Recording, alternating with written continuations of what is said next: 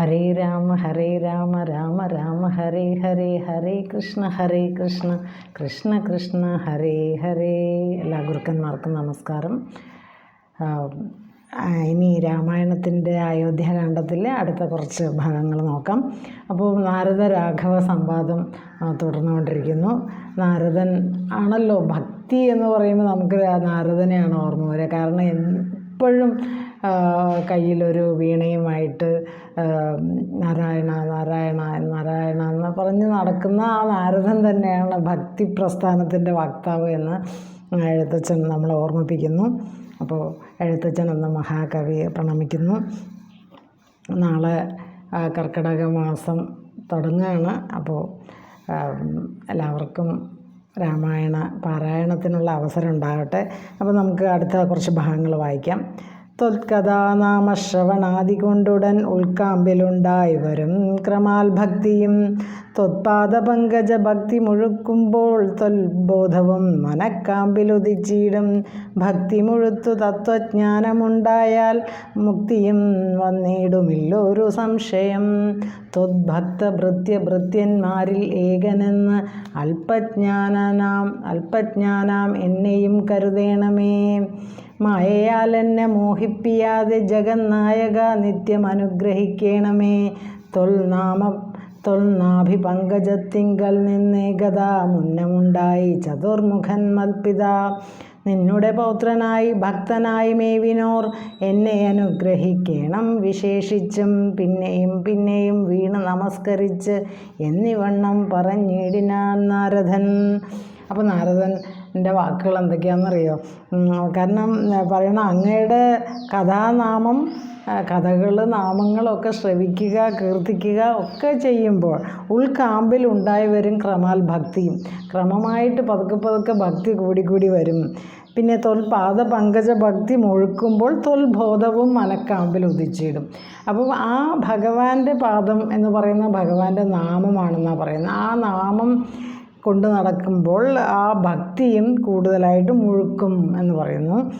പിന്നെ ബോധവും ഉദിച്ചിടും. അതെന്ന് വെച്ചാൽ ഭഗവാൻ എന്ന് പറയുന്ന ഒരു ബോധസ്വരൂപനാണ് ഭഗവാൻ എന്ന് പറയുന്നത്. നമ്മുടെ ഉള്ളിലെ ബോധമാണ് യഥാർത്ഥത്തിൽ ഭഗവാൻ. അപ്പോൾ ആ ഭഗവാനെ അറിയുക എന്ന് പറഞ്ഞാൽ നമ്മുടെ ബോധത്തെ അറിയുക എന്നാണ് അർത്ഥം. അപ്പോൾ ആ ഭക്തി മുഴുത്ത് തത്വജ്ഞാനമുണ്ടായാൽ മുക്തിയും ലഭിക്കും. അതാണ് അപ്പോൾ കിട്ടുന്ന ഭക്തി മുഴുത്ത് തത്വത്തെ അറിയാൻ തുടങ്ങുമ്പോഴാണ് മോക്ഷം അല്ലെങ്കിൽ മുക്തി എന്ന് പറയുമ്പോൾ ഈ ദുഃഖങ്ങളിൽ നിന്ന് ഒരു മോചനം, സംസാര ദുഃഖങ്ങളിൽ നിന്ന് നമ്മൾ എന്താണ് ശരിക്കും ഒരു ജീവിതം എന്ന് ശരിക്കും അറിയുക. അതാണ് ശരിക്കും മുക്തി എന്ന് പറഞ്ഞാൽ. നമ്മളൊക്കെ എല്ലാം തെറ്റായിട്ടാണ് അറിഞ്ഞു വെച്ചിരിക്കുന്നത്. ഭൃത്യന്മാരിൽ ഏകനെന്ന് അല്പജ്ഞനാം എന്നെയും കരുതേണമേ. അപ്പോൾ പറഞ്ഞാൽ അങ്ങയുടെ ഭക്തൻ്റെ ഭൃത്യൻ, ആ ഭൃത്യന് ഭൃത്യന്മാരുണ്ടാവുമല്ലോ. അപ്പോൾ ആ ഭൃത്യന്മാരിൽ ഒരാളായിട്ടെങ്കിലും എന്നെ കണക്കാക്കണേ ഭഗവാനെ എന്ന് പറയുന്നു. മായയാൽ എന്നെ മോഹിപ്പിയാതെ ജഗന്നായക നിത്യം അനുഗ്രഹിക്കണമേ. അപ്പോൾ എന്നെ ഈ മായയിൽ, ഈ സംസാരമാകുന്ന മായയിൽ എന്നെ ഇട്ട് ഇങ്ങനെ മോഹിപ്പിക്കാതെ എന്നെ നിത്യം അനുഗ്രഹിക്കണേ ഭഗവാനെ എന്ന് പറയുന്നു. നാഭി പങ്കജത്തിങ്കൽ നിന്ന് ഏകതാ മുന്നമുണ്ടായി ചതുർമുഖൻ മൽപിത. അപ്പോൾ മൽപിത എന്ന് പറയുമ്പോൾ എൻ്റെ പിത. അപ്പോൾ നാരദൻ പറയുന്നു എൻ്റെ പിതാവായ ചതുർമുഖൻ. 4 മുഖമുള്ള ആർക്കാണ്? ബ്രഹ്മാവിനല്ലേ. ബ്രഹ്മാവിൻ്റെ 4 മുഖങ്ങൾ എന്തിനൊക്കെ കാണിക്കുന്നു? മനോബുദ്ധി അഹങ്കാരം ചിത്തം. അതാണ് 4 തല. അപ്പം എൻ്റെ പിതാവ് ബ്രഹ്മാവാണ്. ആ ബ്രഹ്മാവിന് അങ്ങയുടെ നാഭിയിൽ നിന്നല്ലേ എൻ്റെ പിതാവ് വന്നത്. ഒരിക്കൽ ആദ്യമുണ്ടായി, മുന്നമുണ്ടായി എന്നാണ്. അപ്പോൾ ആദ്യമായിട്ട് ഈ പ്രപഞ്ചത്തിൽ വന്നത് ബ്രഹ്മാവാണ്. അത് വന്നത് എവിടെ നിന്നാണ്? ഭഗവാന്റെ നാഭിയിൽ നിന്നുള്ള ആ കമലം, ആ താമരയിൽ നിന്നാണ് വന്നത്. അപ്പോൾ അങ്ങനെ ആകുമ്പോൾ ഞാൻ നിന്നുടെ പൗത്രനായി ഭക്തനായി മേവിനോർ എന്നെ അനുഗ്രഹിക്കണം വിശേഷിച്ചും. അപ്പോൾ അങ്ങയുടെ പൗത്രനാണ് ഞാൻ. അങ്ങയുടെ പുത്രൻ ബ്രഹ്മാവാണെങ്കിൽ പൗത്രൻ ഞാനാണല്ലോ. ബ്രഹ്മാവിൻ്റെ പുത്രനാണ്. പിന്നെ ബ്രഹ്മാവിൽ നിന്ന് ഉണ്ടായതാണ് നാരദൻ മുനി. അപ്പോൾ പറയുന്നത് എന്നെ അനുഗ്രഹിക്കണമേ. പിന്നെയും പിന്നെയും വീണ് നമസ്കരിച്ച് എന്നീവണ്ണം പറഞ്ഞിടിനാൻ നാരദൻ. അപ്പോൾ നാരദൻ ഇങ്ങനെ ഭക്തി മുഴുത്ത് ഇങ്ങനെ പറയും, എന്നെ അനുഗ്രഹിക്കണേ എന്ന് പറഞ്ഞുകൊണ്ടിരിക്കുക. അപ്പോൾ ആനന്ദബാഷ്പ പരിപ്ലുത നേത്രനായി വീണാധരൻ മുനി പിന്നെയും ചൊല്ലിനാൻ, ഇപ്പോൾ ഇവിടേക്ക് വന്ന കാരണം ഉൽപ്പല സംഭവൻ തൻ്റെ നിയോഗത്താൽ.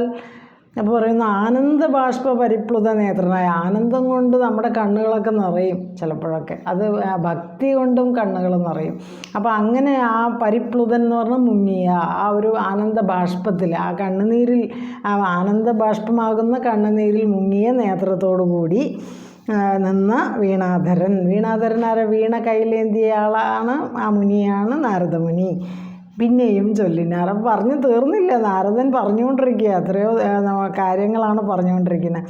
ഇപ്പോൾ ഇവിടേക്ക് ഞാൻ വന്ന കാരണം ഉൽപ്പല സംഭവൻ തൻ്റെ നിയോഗത്താൽ രാവണനെ കൊന്ന് ലോകങ്ങൾ പാലിപ്പാൻ ദേവകളോട് അരുൾ ചെയ്തത് കാരണം മർത്യനായി വന്നു ജനിച്ചു ദശരഥ പുത്രനായെന്നതോ നിശ്ചയമെങ്കിലും.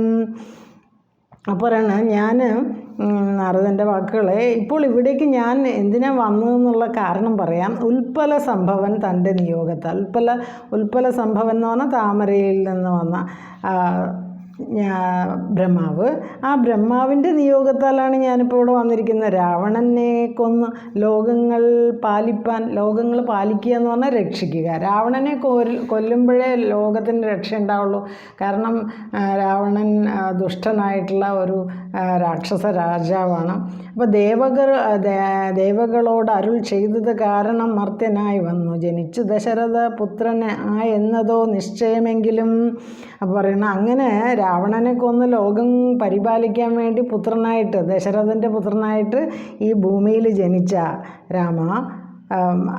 രാമൻ അങ്ങാണ് ജനിച്ചിരിക്കുന്നത്. പൂജ്യനായൊരു ഭവാനെ ദശരഥൻ രാജ്യരക്ഷാർത്ഥം അഭിഷേകമിക്കാലം ചെയ്യുമാറ് എന്ന് ഒരുമ്പെട്ടിരിക്കുന്നിത് നീയും അതിന് അനുകൂലനായി വന്നിടും. അപ്പോഴാണ് ആ രാമൻ ബ്രഹ്മാവിൻ്റെ ആ ഒരു താമരയിൽ നിന്ന് വന്ന, അതാണ് ഉൽപ്പല സംഭവൻ. അപ്പോൾ അങ്ങയുടെ അവതാര ലക്ഷ്യം തന്നെ അങ്ങയ്ക്ക് അറിയാമല്ലോ. കാരണം അങ്ങ് വന്നിരിക്കുന്നത് രാവണനെ കൊല്ലുക എന്നുള്ള ഉദ്ദേശത്തോടു കൂടിയാണ് വന്നിരിക്കുന്നത്. അപ്പോൾ അങ്ങയുടെ അഭിഷേകത്തിനാണ് ഇപ്പോൾ ദശരഥൻ ശ്രമിച്ചുകൊണ്ടിരിക്കുന്നത്. അപ്പോൾ അത് വേണ്ടാത്ത ഒരു നീക്കമാണ് എന്നൊരു സൂചനയും കൂടെ അവിടെ കൊടുക്കുന്നുണ്ട്. എന്നാൽ പറയുന്നു, രാവണവധത്തിനാണ് എപ്രകാരമാണ് അങ്ങ് നിയോഗിക്കപ്പെട്ടിരിക്കുന്നത്, അതിലേക്ക് തന്നെ കാര്യങ്ങൾ എത്തുമെന്ന് നാരദൻ പറയുന്നു.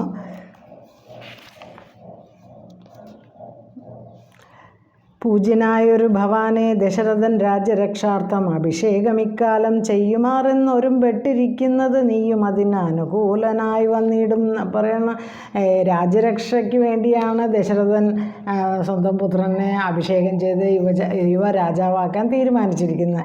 അപ്പോൾ അത് നീയും അതിന് അനുകൂലമായിട്ട് വരും, അതിന് സമ്മതിക്കുക, അതിന് സമ്മതിക്കുകയാണ് എന്ന് എനിക്കറിയാം. എന്നാൽ അതിൻ്റെ അകത്ത് അത് നടക്കില്ല എന്നുള്ളൊരു സൂചനയാണ് അവിടെ നാരദൻ കൊടുക്കുന്നത്. പിന്നെ ദശമുഖനെ കൊന്നുകൊള്ളുവാൻ എന്നും അവകാശമുണ്ടായി വരായല്ലോ. സത്യത്തെ രക്ഷിച്ചു കൊള്ളുകെന്ന് എന്നോട് സത്വരം ചെന്നു പറകെന്നരുൾ ചെയ്തു. സത്യസന്ധൻ ഭവാനെങ്കിലും മാനസേ മർത്യജന്മം കൊണ്ട് വിസ്മൃതനായി വരും. പിന്നെ ദശമുഖനെ കൊന്നുകൊള്ളുക. ദശമുഖൻ 10 മുഖങ്ങളുള്ള 10 മുഖങ്ങളുള്ള രാവണൻ്റെ 10 മുഖങ്ങളുള്ള ആ രാവണനെ കൊള്ളുവാൻ എന്നും അവകാശമുണ്ടായി വരായല്ലോ. രാവണനെ കൊല്ലാൻ എങ്ങനെയാണ് അപ്പോൾ ഇടയുണ്ടാവുക? അപ്പോൾ രാവണനെ കൊല്ലണമെങ്കിൽ കാട്ടിലേക്ക് പോയി അവിടെ പല സംഭവങ്ങളും നടക്കണം. ഇതൊക്കെ മുനിമാർക്ക് നേരത്തെ അവർക്ക് ഉള്ളിൽ ആ ഒരു ബോധം വരും. അതുകൊണ്ട് അതെല്ലാം ഇനി വരാൻ പോകുന്ന കാര്യങ്ങളൊക്കെ നാരദമുനി പറയുന്നത്. അപ്പോൾ പറയുന്നത്, ഇങ്ങനെ നീ അഭിഷേകം ചെയ്ത് രാജാവായിട്ടൊക്കെ ഇരുന്നാൽ പിന്നെ എങ്ങനെയാണ് ഈ കാര്യങ്ങളൊക്കെ നടക്കുക എന്ന് ചോദിക്കുന്നു. സത്യത്തെ രക്ഷിച്ചു കൊള്ളുകെന്ന് എന്നോട് സത്വരം ചെന്ന് പറകന്നരുൾ ചെയ്തു. പറയുന്നത് സത്യത്തെ രക്ഷിക്കണേ എന്ന് എന്നോട് പറഞ്ഞ് അരുൾ ചെയ്തു. സത്യസന്ധൻ ഭവാൻ എങ്കിലും മാനസേ മർത്യജന്മം കൊണ്ട് വിസ്മൃതനായി വരും. അപ്പോൾ ഇതെല്ലാം ഭഗവാനെ അറിയുന്നതാണ്. അങ്ങ് വിഷ്ണു ഭഗവാൻ തന്നെ അല്ലേ, ഭഗവാനെ എല്ലാം അറിയുന്നതാണ്. ഈ എന്തിനാണ് രാമൻ്റെ ജന്മം എന്നെല്ലാം അറിയാമെങ്കിലും ഇപ്പം മർത്യനായിട്ട് ജനിച്ചത് കൊണ്ട് ഈ അവസ്ഥയിൽ അങ്ങ് സത്യസന്ധനല്ലാഞ്ഞിട്ടല്ല, അങ്ങക്ക് എല്ലാ കാര്യങ്ങളും എല്ലാ സത്യങ്ങളും അറിയും. ഈ ലോകത്തിൻ്റെ എല്ലാ സത്യങ്ങളും അറിയുന്ന അല്ലയോ രാമ. മനുഷ്യജന്മം കിട്ടിയപ്പോൾ മനുഷ്യനായിട്ട് അല്ലേ എല്ലാം കാര്യങ്ങളും ചെയ്യുള്ളൂ. അപ്പോൾ എന്നാലും ആ സത്യം അങ്ങ് മറക്കല്ലേ, തൽക്കാലത്തേക്ക് മാറ്റി വയ്ക്കലോ അങ്ങനെയൊക്കെ സംഭവിച്ച് കൂടുന്നില്ലല്ലോ. അപ്പോൾ ആ സത്യത്തെ മാറ്റി വയ്ക്കല്ലേ, അതെല്ലാം കുറച്ച് തൽക്കാലത്തേക്ക് മറക്കുകയാണോ, അങ്ങ് മർത്യനായിട്ട് ജീവിക്കുകയാണല്ലോ ഇവിടെ എന്ന് പറയണം. അപ്പം ഇനി അടുത്ത കുറച്ച് ഭാഗങ്ങൾ. ഇത്തരം നാരദൻ ചൊന്നത് കേട്ടതിന് ഉത്തരമായി അരുൾ ചെയ്തിതു രാഘവൻ. സത്യത്തെ ലംഘിക്കയിൽ ഒരു നാളും ഞാൻ ചിത്തേ വിഷാദമുണ്ടായികയതുമൂലം. കാലവിളംബനം എന്തിനെന്നല്ലല്ലി മൂലം അതിനുണ്ടതും പറഞ്ഞിടുവൻ. പറയുന്നു പിന്നെ ഇത്തരം നാരദൻ പറഞ്ഞ വാക്കുകൾ കേട്ടിട്ട് ഉത്തരമായിട്ട് രാഘവൻ പറയുന്നു, സത്യത്തെ ഞാൻ ഒരിക്കലും ലംഘിക്കില്ല. അതാണ് ശ്രീരാമചന്ദ്രൻ ധർമ്മത്തിൽ അധിഷ്ഠിതമായിട്ട് ജീവിക്കുന്ന ആളാണ്. ഒരിക്കലും ഞാൻ സത്യം ലംഘിക്കുകയില്ല, അതിനൊരു വിഷാദം അങ്ങേക്ക് വേണ്ട. ചിത്തേ മനസ്സിൽ വിഷാദം ഉണ്ടാകായികതുമൂലം, അതുമൂലം അങ്ങേക്ക് വിഷാദം വേണ്ട. കാലവിളംബനം എന്തിന് എന്നല്ലല്ലി മൂലം അതിനുണ്ടതും പറഞ്ഞിടുവൻ. അപ്പോൾ പിന്നെ എന്തിനാണ് പിന്നെ കാലം വൈകിക്കുന്നത് എന്തിന് എന്നല്ലേ, അതിനൊരു കാരണമുണ്ട്, ഞാൻ പറയാം. അപ്പോൾ എല്ലാം സമയത്തിലേ നടക്കുള്ളൂ എന്ന് പറയില്ലേ, ഏത് കാര്യവും ഒരു സമയത്തേ നടക്കുള്ളൂ, അതിന് അതിൻ്റേതായിട്ടുള്ള ഒരു സമയമുണ്ട് എന്നൊക്കെ നമ്മൾ ചില ഡയലോഗുകളൊക്കെ ഇട്ടില്ലേ സിനിമയിലൊക്കെ. അതുപോലെ തന്നെയാണ് എല്ലാത്തിനും അതിൻ്റേതായിട്ടുള്ള സമയമുണ്ട്. അതാണ് കാലം എന്ന് പറയുന്നത്. ഭഗവാൻ തന്നെ കാലസ്വരൂപനാണെന്ന് ഭാഗവതത്തിൽ നമ്മൾ കേട്ടു 3ാമത്തെ സ്കന്ധത്തിൽ. അപ്പോൾ കാലാവലോകനം കാര്യസാധ്യം നൃണാം, കാലാവലോകനം കാര്യസാധ്യം നൃണാം, കാലസ്വരൂപനല്ലോ പരമേശ്വരൻ. പ്രാരബ്ധ കർമ്മഫല ഔഘക്ഷയം വരും നേരത്ത് ഒഴിഞ്ഞു മറ്റാവതില്ലാർക്കുമേ. കാരണമാത്രം പുരുഷപ്രയാസമെന്ന് ആരും അറിയാതിരിക്കയും അല്ലല്ലോ. അപ്പോൾ എന്താ പറയണമെന്ന് പറഞ്ഞാൽ, ഭഗവാൻ എന്ന് പറയുന്ന ഈശ്വരൻ കാലസ്വരൂപനാണ്. ഈശ്വര അനുഗ്രഹം കൊണ്ട് എന്തും നടക്കുള്ളൂ. അപ്പോൾ ആരംഭിച്ച പ്രവൃത്തിക്ക് പല ഫലങ്ങൾ ഉണ്ടാവും. ഇപ്പോൾ നമ്മളിപ്പോൾ ഒരു കാര്യം തുടങ്ങുമ്പോൾ നമ്മൾ വിചാരിച്ച പോലെ തന്നെ ആ കാര്യങ്ങൾ നടക്കണമെന്നില്ല. അത് നടക്കാതിരിക്കുന്നത് കൊണ്ടാണ് ഈ ലോകത്ത് പല പ്രശ്നങ്ങൾ. നമ്മൾ കുറേ കണക്ക് കൂട്ടലാണ്, പക്ഷേ ഭഗവാന്റെ നിശ്ചയം ആർക്കും അറിയില്ല. അതാണ് പ്രശ്നം.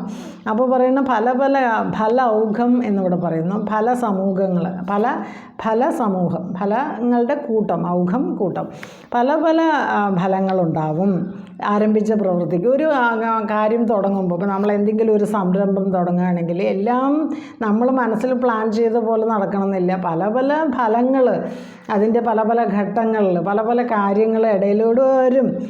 പക്ഷേ അത് കലാശിച്ചതിന് ശേഷമേ പുതിയൊരു കർമ്മം തുടങ്ങിയിട്ട് കാര്യമുള്ളൂ. അപ്പോൾ ഒരു കാര്യം നന്നായിട്ട് ചെയ്യുക, അത് കഴിഞ്ഞതിന് ശേഷം മാത്രമേ അടുത്ത കാര്യം ചെയ്യാവൂ. പിന്നെ ഫലം സൃഷ്ടിക്കുന്നത് നമ്മളല്ല. ഒരു കാര്യത്തിൻ്റെ ഫലം, കാര്യഫലം എന്ന് പറയും, സിദ്ധി, അത് ഭഗവാന്റെ പ്രസാദമാണ്. അപ്പോൾ നമുക്ക് ചെയ്യാൻ പറ്റുന്നത് ഏതൊരു കാര്യവും നന്നായിട്ട് കൊണ്ടു നടക്കുക, ചെയ്യുക എന്ന് മാത്രമേ ഉള്ളൂ. മനുഷ്യൻ പ്രയത്നിച്ചാൽ പോരെ എന്നാണെങ്കിൽ ആ പ്രയത്നം കൊണ്ട് മാത്രം കാര്യങ്ങൾ നടക്കില്ല എന്ന് നമ്മൾ പല കഥകളിലൂടെ, കഥകളെന്തിനാ, നമ്മുടെ ജീവിതത്തിൽ തന്നെ നമുക്കറിയാമല്ലോ. നമ്മൾ ഏത് കാര്യം നമ്മൾ വിചാരിച്ച പോലെയാണോ നടക്കുന്നത്. അപ്പോൾ ഇനി അടുത്ത കുറച്ച് വരികൾ. നാളെ വനത്തിന് പോകുന്നതുണ്ട് ഞാൻ നാളീകലോചനൻ പാദങ്ങൾ തന്നാണ്. പിന്നെ 14 സംവത്സരം വനം തന്നിൽ മുനിവേഷമോട് വണങ്ങിടുവാൻ. എന്നാൽ നിശാചര വംശവും രാവണൻ തന്നെയും കൊന്നു മുടിക്കുന്നതുണ്ടല്ലോ. സീതയെ കാരണഭൂതയാക്കിക്കൊണ്ട് യാതുദാന അന്വയവംശം വരുത്തുവാൻ സത്യമിതെന്ന് അരുൾ ചെയ്തു രഘുപതി. അപ്പോൾ നാളെ ഞാൻ വനത്തിന് പോകുന്നുണ്ട്. എന്തിനാണ്? വിഷ്ണുവിൻ്റെ നാളീകലോചനൻ വിഷ്ണുവിൻ്റെ പാദങ്ങൾ തന്നാണ്. വിഷ്ണുപാദം പിടിച്ച് ആണയിടുന്നു. നാളെ ഞാൻ വനത്തിന് പോകുന്നുണ്ട്. പിന്നെ 14 സംവത്സരം വനം തന്നിൽ മുനിവേഷമോട് വാണിയിടുവാൻ. അപ്പോൾ 14 കൊല്ലം പിന്നെ മുനിവേഷത്തോടു കൂടി നാളെ ഞാൻ കാട്ടിലേക്ക് പോകുന്നു. പിന്നെ വിഷ്ണുവിൻ്റെ കാലുകളെ പിടിച്ച് തന്നെയാണ് ആണയിടുന്നത്.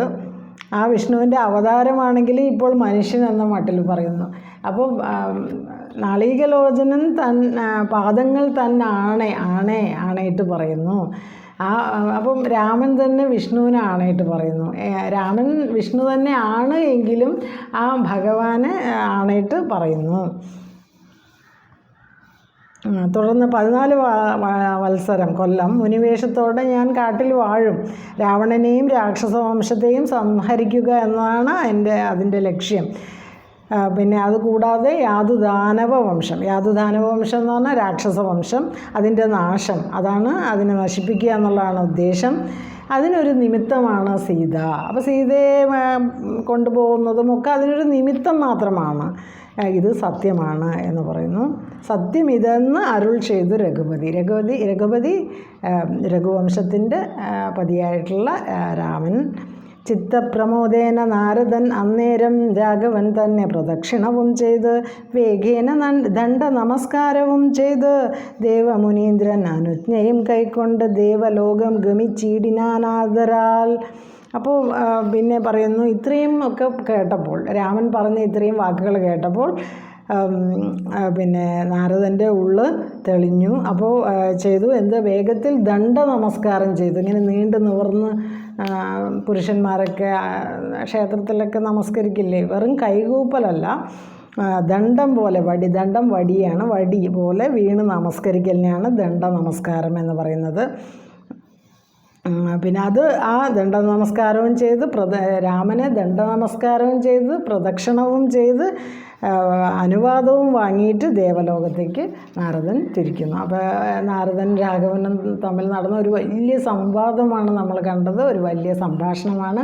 പല നമുക്ക് ജീവിതത്തിൽ ആവശ്യമായിട്ടുള്ള ഒരുപാട് തത്വങ്ങൾ നമുക്ക് വെളിപ്പെടുത്തി തന്നു നാരദൻ എന്ന് പറയുന്നത് നമ്മൾ വിചാരിക്കുന്ന പോലെ ഒരു പിന്നെ ഇങ്ങനെ അവിടെ ഇവിടെ ഇങ്ങനെ അലഞ്ഞ് നടക്കുന്ന ഒരു മുനിയായിട്ടാണ് നമ്മൾ പറയുന്നാൽ, വലിയ വിഷ്ണു ഭക്തനായ നാരദൻ ഒരുപാട് തത്വങ്ങൾ ലോകത്തിന് പറഞ്ഞു തരുന്നുണ്ട്.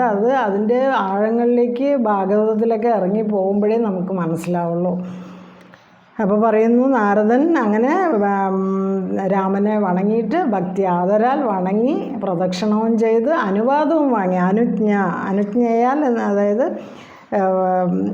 എന്നെ പോകാൻ അനുവദിക്കണമേ എന്ന് പറഞ്ഞ് പോയി. അനുജ്ഞയും കൈക്കൊണ്ടു മുനീന്ദ്രനാണ്, മുനിമാരിൽ ഇന്ദ്രനായിട്ടുള്ള നാരദമുനി അനുജ്ഞയും കൈക്കൊണ്ട് ദേവലോകം ഗമിച്ചിടിന. അനുവാദം എന്നാണ് അർത്ഥം. ദേവലോകത്തേക്ക് ഗമിച്ചിടിനാൻ പോയി. ആദരാൽ, ഭക്തിയോടെയും ആദരവോടുകൂടിയാണ് ഇതെല്ലാം ചെയ്യുന്നത്. ഇവിടെ നമുക്കൊരു കാര്യം മനസ്സിലാക്കാനുണ്ട്. നമ്മൾ എന്ത് ചെയ്യുമ്പോഴും നമ്മുടെ ഉള്ളിലൊരു മറ്റുള്ളവരോട് ബഹുമാനം, പ്രകൃതിയോട് ഒരു ബഹുമാനം, അതെല്ലാം നമ്മൾ കാത്തു സൂക്ഷിക്കേണ്ടതുണ്ട്. അതില്ലാത്തതാണ് ഇന്നത്തെ ലോകത്തിൻ്റെ പ്രശ്നം എന്ന് പറഞ്ഞാൽ അതിലൊരു തെറ്റുമില്ല. നമ്മുടെ യുവജനങ്ങൾ, നമ്മുടെ കുട്ടികൾ ഇതെല്ലാം മനസ്സിലാക്കുക. അതാണ് രാമായണത്തിൻ്റെ പ്രസക്തി. രാമായണം കേൾക്കുമ്പോൾ ഈ തത്വങ്ങൾ നമ്മുടെ ഉള്ളിലേക്ക് കിട്ടും. അപ്പോൾ അതവിടെ അവസാനിക്കുകയാണ്. അതിനുശേഷം നാരദ രാഘവ സംവാദമാണ് നമ്മൾ പറഞ്ഞുകൊണ്ടിരുന്നത്. അതിൻ്റെ ഫലശ്രുതി, അത് വായിച്ചാലുള്ള ഗുണം പറയുന്നു. നാരദ രാഘവ സംവാദമിങ്ങനെ നേരെ പഠിക്കതാൻ കേൾക്കതാൻ ഓർക്കതാൻ ഭക്തി കൈക്കൊണ്ട് ചെയ്യുന്ന മനുഷ്യന് മുക്തി ലഭിക്കും, അതിനില്ല സംശയം. ശേഷം ഇന്നും കഥ കേൾക്കണമെങ്കിലോ ദോഷമകലുവാൻ ചൊല്ലുന്നതുണ്ട് ഞാൻ. അപ്പോൾ ആ ഒരു നാരദ രാഘവ സംവാദം കൊണ്ട് ഉള്ള ഒരു ഫലശ്രുതി, അത് വായിക്കുന്നത് കൊണ്ടുള്ള ഗുണം ഒക്കെ പറയുന്നു. ഈ ഭാഗം എന്നും പതിവ് പോലെ വായിക്കുന്നവനും പഠിക്കുന്നവനും കേൾക്കുന്നവനും നേരെ പഠിക്കതാൻ കേൾക്കതാൻ ഓർക്കതാൻ, നേരെ പഠിക്കുകയും നേരെ ഓർക്കുകയും നേരെ കേൾക്കുകയും ചെയ്യുന്ന മനുഷ്യൻ, ഭക്തി കൈക്കൊണ്ട് ചെയ്യുന്ന മനുഷ്യൻ, ഭക്തിയോടെ ഈ നാരദരാഘവ സംവാദം കേൾക്കുകയും പഠിക്കുകയും ഓർക്കുകയും ചെയ്യുന്ന മനുഷ്യൻ, ആ മനുഷ്യന് മുക്തി ലഭിക്കും, അതിനില്ല സംശയം. അവന് മുക്തി മോക്ഷം ലഭിക്കും. ഈ ലോകത്ത് ദുഃഖങ്ങളൊന്നും ഇല്ലാതെ ഒരു ജീവിതം കൊണ്ട് നടക്കാൻ കഴിയും, അതിന് സംശയമില്ല. ശേഷം ഇന്നും കഥ കേൾക്കണമെങ്കിലോ ദോഷമകലുവാൻ ചൊല്ലുന്നതുണ്ട് ഞാൻ. പിന്നെയും ആഖ്യാനം തുടരുന്നു. ഇനിയും ബാക്കിയുള്ള കഥ കേൾക്കണമെങ്കിലോ ഞാൻ കഥ തുടരുന്നു എന്ന് പറഞ്ഞാണ് അവിടെ നാരദരാഘവ സംവാദം അതുപോലെ അവസാനിപ്പിക്കുന്നു. ശ്രീരാമ രാമ രാമ ശ്രീരാമചന്ദ്ര ജയ, ശ്രീരാമ രാമ രാമ ശ്രീരാമഭദ്ര ജയ, ശ്രീരാമ രാമ രാമ സീതാഭിരാമ രാമ, ശ്രീരാമ രാമ രാമ ലോകാഭിരാമ ജയ, ശ്രീരാമ രാമ രാമ രാവണാന്ധക രാമ, ശ്രീരാമ മമ ഹൃദി രമതാം രാമ രാമ, ശ്രീരാഘവാത്മാ രാമ, ശ്രീരാമ രമാപദേ, ശ്രീരാമ രമണീയ വിഗ്രഹ നമോസ്തുതേ, നാരായണായ നമോ, നാരായണായ നമോ, നാരായണായ നമോ, നാരായണായ നമ. ഹരേ രാമ ഹരേ രാമ രാമ രാമ ഹരേ ഹരേ, ഹരേ കൃഷ്ണ കൃഷ്ണ കൃഷ്ണ ഹരേ ഹരേ. സർവം ശ്രീകൃഷ്ണാർപ്പണമസ്തു. ഭഗവാന് സമർപ്പിക്കുന്നു, ഗുരുവായൂരപ്പനും സമർപ്പിക്കുന്നു ഇത്രയും ഭാഗങ്ങൾ. ഓം തത്സത്.